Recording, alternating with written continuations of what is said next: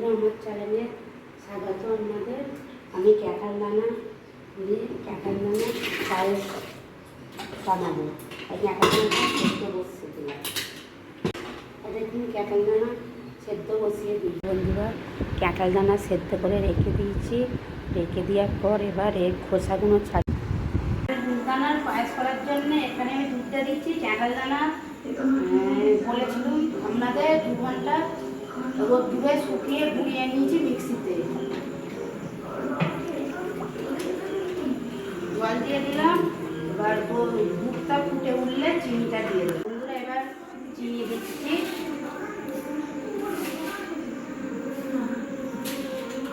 স্বাদ মতো লবণ দিয়ে দিলাম।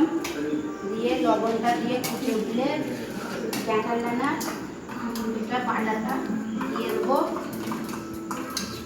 দিয়ে এবার নেড়ে ছেড়ে নিতে হবে।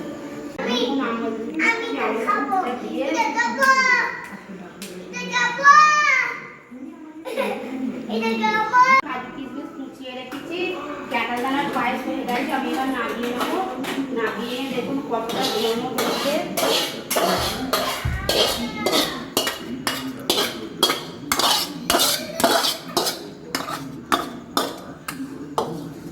দেখুন, এর উপর আমি কাজু কিশমিশ ছড়িয়ে দেবো।